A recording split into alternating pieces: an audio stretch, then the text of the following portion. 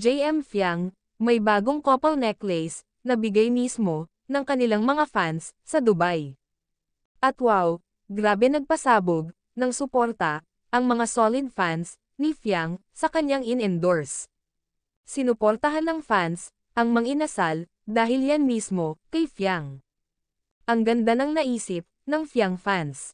Napasaya nila ang mga bata na kanilang nabigyan ng pagkain. Salute sa lahat ng nagmamahal kay Fiang Smith. Deserve niya itong suportahan at mahalin.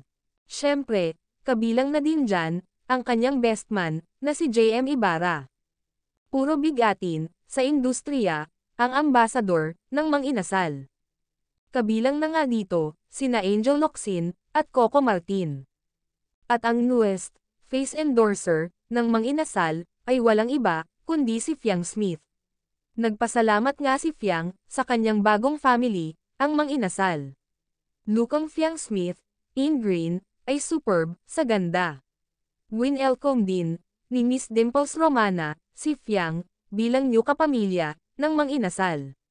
Ang gaganda at ang babait pa. Congratulations Fiang Smith, nakaabang na ang lahat, ang mga fans mo sa nakalinyang mga proyekto para sa inyo ni JM Ibarra.